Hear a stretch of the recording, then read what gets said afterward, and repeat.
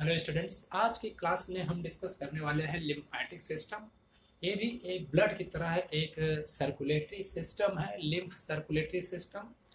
बस अब डिस्कस ये करना है कि ये लिम्फेटिक सिस्टम है क्या। जब एक ब्लड सर्कुलेशन काम कर रहा था तो ये लिम्फ सर्कुलेशन का क्या पर्पस है, इस लिम्फेटिक सिस्टम को रखने का क्या पर्पस है।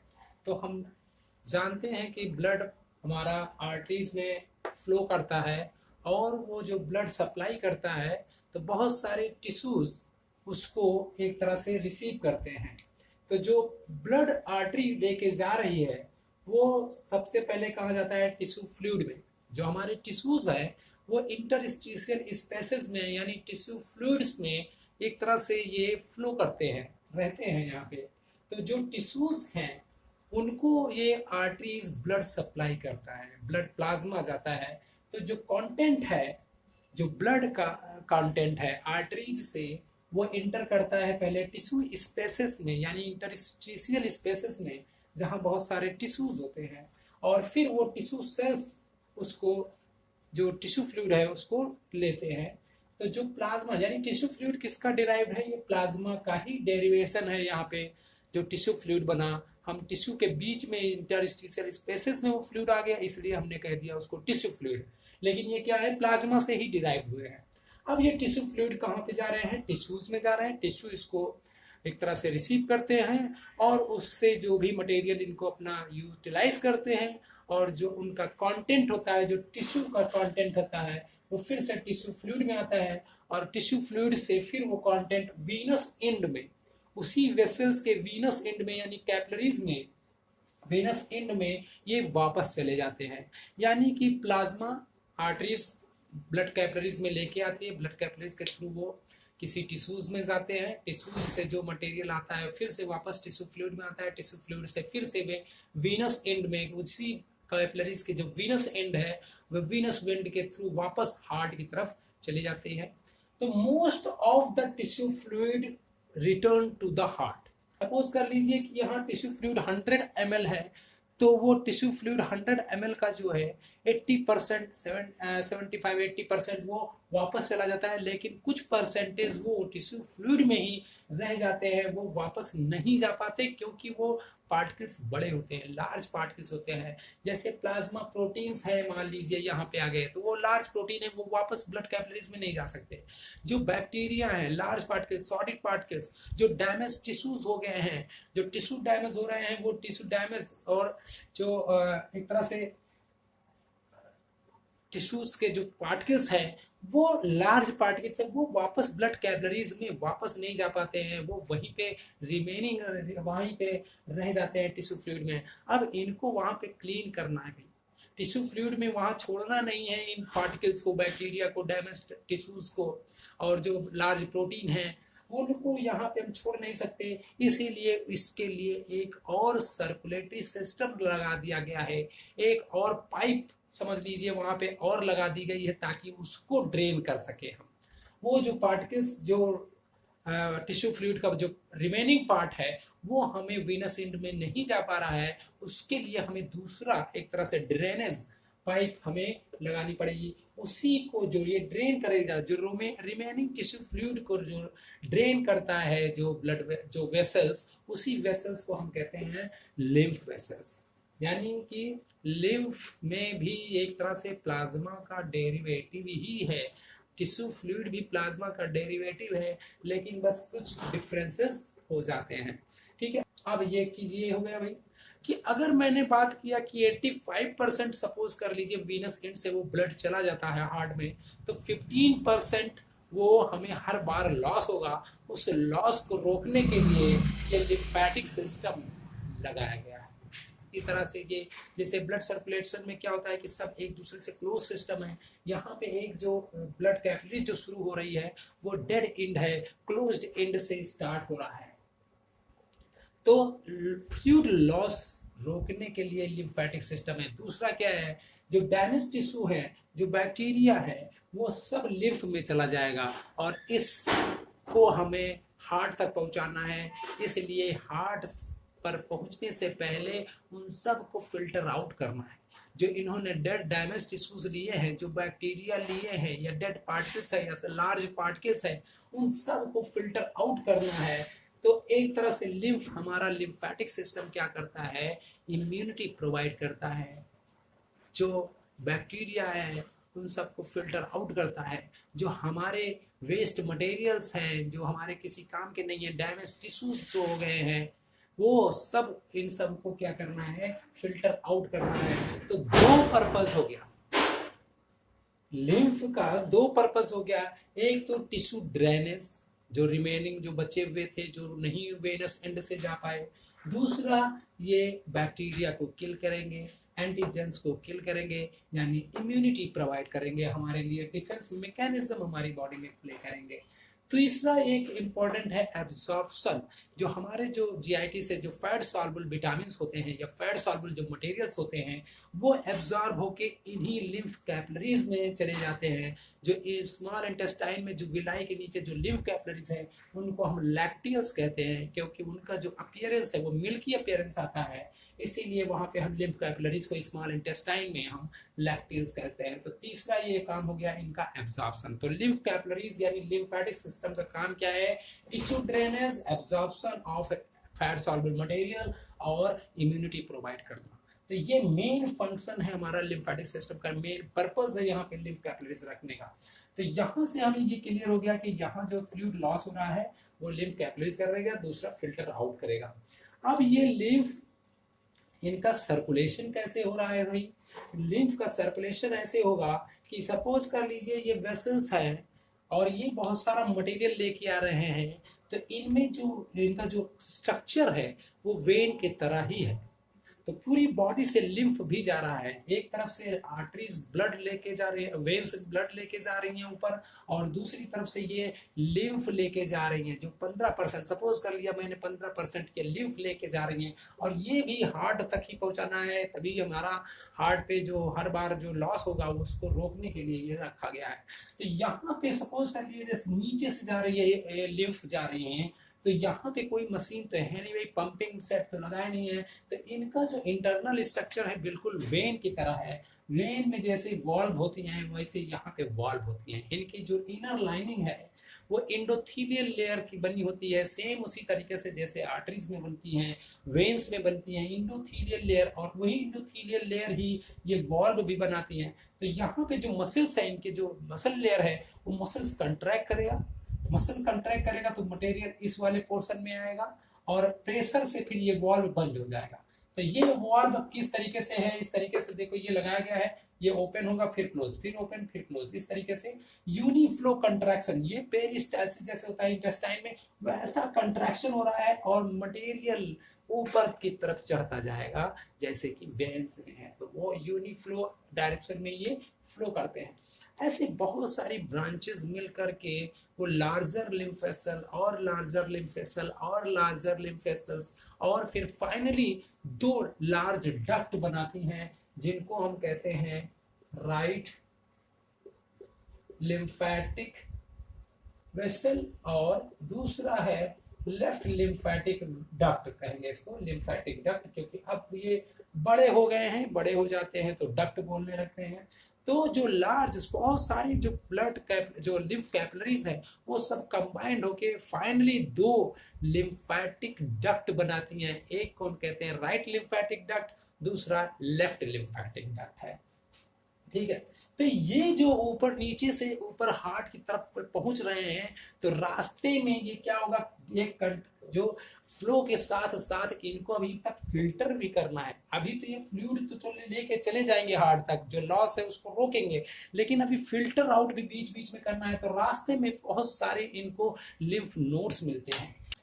सपोज कर लीजिए कि ये ऐसे लिम्फ वेसल जा रहा है, तो रास्ते में इनको लिम्फ नोड मिला, फिर यहाँ से और आगे बढ़ेंगे, लिम्फ नोड है। तो सपोज कर लीजिए ये हमारा एक लिम्फ नोड मैंने बनाया है, ये लिम्फ नोड है, और ये एक तरह सा स्टेशन है।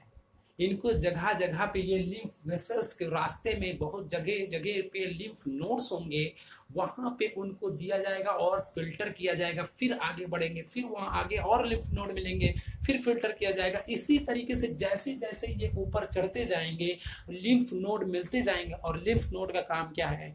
फिल्ट्रेशन। एक हमारा लिम्फेटिक ऑर्गन है ये लिम्फ नोड। तो ये लिम्फ नोड है।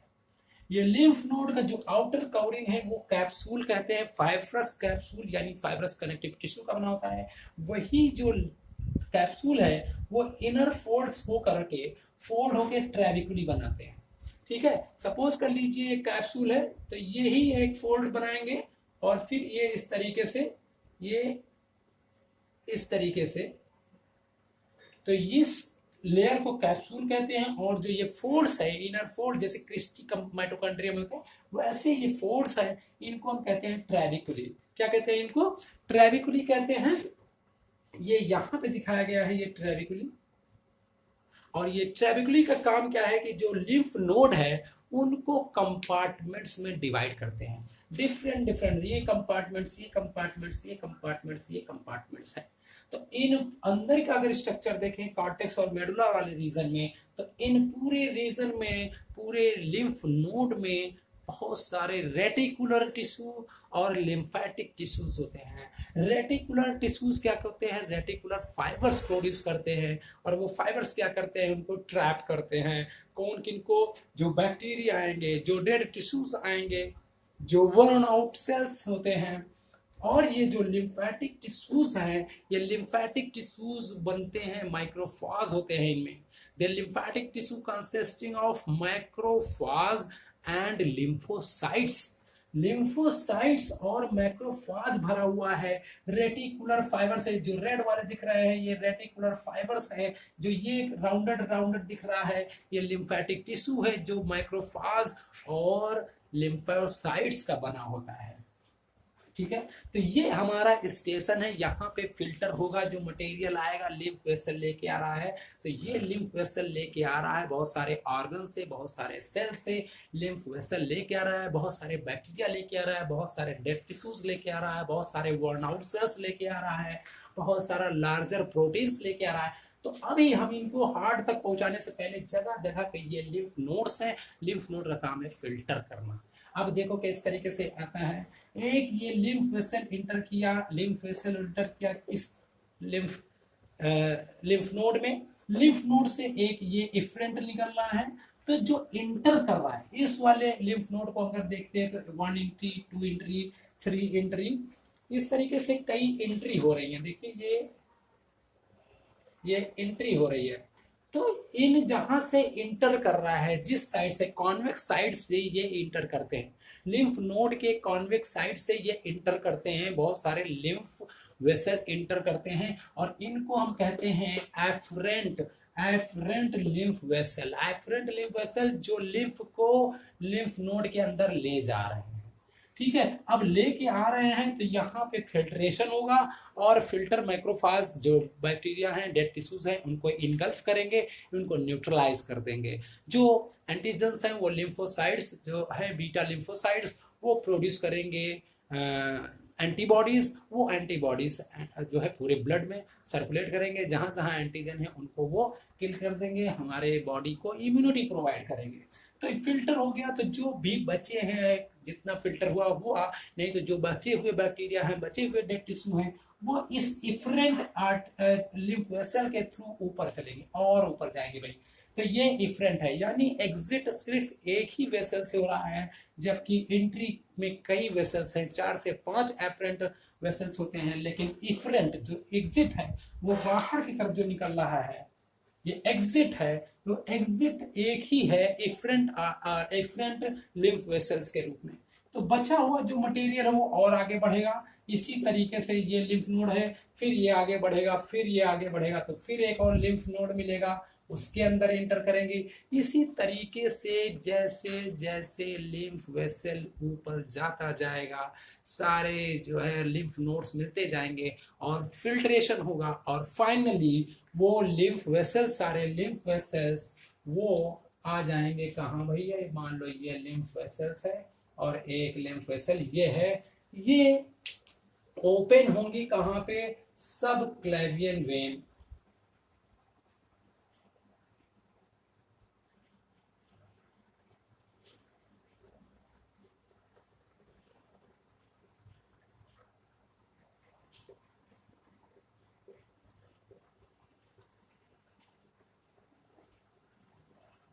जो सुपीरियर वेना केवा है, वो सुपीरियर वेना केवा जब ब्लड लेके आता है सुपीरियर वेना केवा, वो आगे डिवाइड हो जाता है सब क्लेवियन वेन में, लेफ्ट और राइट सब क्लेवियन वेन में।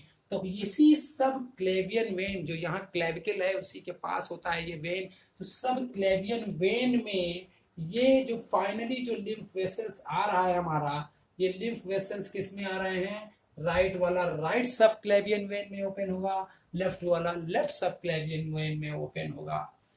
तो ये एक तरह से इसको लेफ्ट लिम्फेटिक डक्ट कहते हैं, इसको राइट लिम्फेटिक डक्ट कहते हैं। तो दो तरह के डक्ट बन जाएंगे और ये एक तरह से यहाँ पे फिर सबक्लेवियन वेन से फिर superior vena cava, superior vena cava से राइट एट्रियम में। यानी कि जो हमारा लॉस जो हुआ था टिश्यू फ्लूइड का, वो लिम्फ वेसल ने यहाँ पे फिर से कंप्लीट कर दिया है और फिर से ये पंप होने के लिए तैयार हो गया।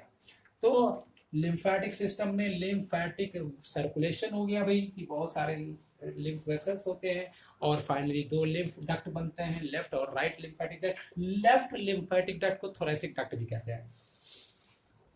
लिम्फ नोड हो गया, लिम्फ नोड का स्ट्रक्चर बहुत इंपॉर्टेंट है, कैसे यहाँ पे फिल्टर करता है, कौन माइक्रोफाज होते हैं। इसी तरीके से एक और लिम्फेटिक हमारा ऑर्गन है स्प्लीन, सेम इसी तरीके से स्प्लीन का भी स्ट्रक्चर है, वहां भी कैप्सूल है, फाइब्रस कैप्सूल है, वहां भी ट्रेविकुली है, वहां भी लिम्फेटिक टिश्यूज है, वहां भी फाइब्रस टिश्यूज है, रेटिकुलर टिश्यूज है। वो स्प्लीन का काम क्या है भाई, कि जो फीटस होते हैं, जो फीटस हैं, रेड जो जैसे जैसे हम बड़े होते हैं तो red bone marrow blood cells बनाते हैं, लेकिन फीटस में ये स्प्लीन स्प्लीन बनाता है आरबीसी, या जो ब्लड सेल फॉर्मेशन होता है फीटस में वो स्प्लीन है। तो बहुत इंपॉर्टेंट ये है, जो प्लेटलेट्स हैं, जो ब्लड सेल्स हैं, उनको स्टोर भी करता है, रिजर्वायर एक तरह से है ये स्प्लीन, और जो इम्यूनिटी तो प्रोवाइड करते ही है साथ में।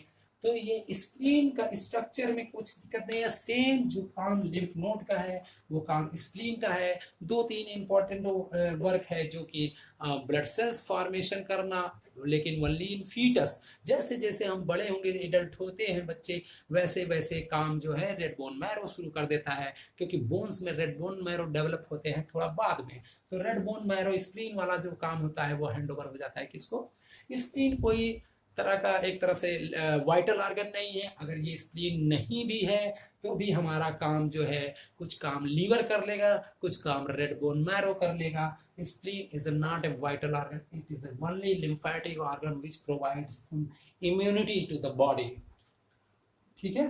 तो तीसरा लिम्फेटिक ऑर्गन है हमारा ये थाइमस। ये हमारा चेस्ट में, ये जो स्टर्नम है यहाँ पे कहीं होता है थाइमस। और थाइमस एक तरह का ऑर्गन है, जब लिम्फोसाइट्स, जो लिम्फोसाइट्स रेड बोन मैरो में बनते हैं, सारे ब्लड सेल्स पता है, तो लिम्फोसाइट्स भी बनता है। वो लिम्फोसाइट ब्लड सर्कुलेशन के थ्रू जो थाइमस में पहुंच जाता है। सपोज कर लीजिए ये हमारा थाइमस ग्लैंड है और थाइमस में ये इंटर कर गया लिम्फोसाइट्स, तो यहाँ पे थाइमोसिन हार्मोन रिलीज होता है। जो थाइमस ग्लैंड है वो थाइमोसिन हार्मोन रिलीज करता है, और वो थाइमोसिन फिर लिम्फोसाइट्स को मैच्योर करता है और उसको कन्वर्ट कर देता है किसमें, टी लिम्फोसाइट्स में।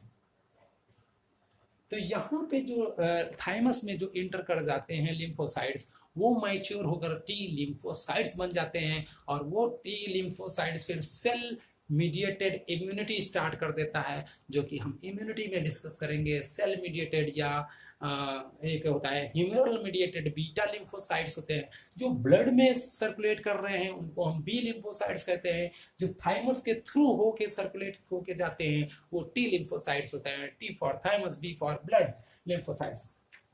बी लिम्फोसाइट्स एंटीबॉडी प्रोड्यूस करते हैं। T lymphocyte, T helper cell, T memory cells, T killer cells, बहुत सारे ये इम्यूनिटी में फिर इसका हम डिटेल जो स्टडी है टी लिम्फोसाइट्स और बी लिम्फोसाइट्स की, वो हम इम्यूनिटी एक अलग रेजिस्टेंस चैप्टर है उसमें हम डिस्कस करेंगे। तो स्प्लीन और थाइमस भी लिम्फेटिक ऑर्गन है।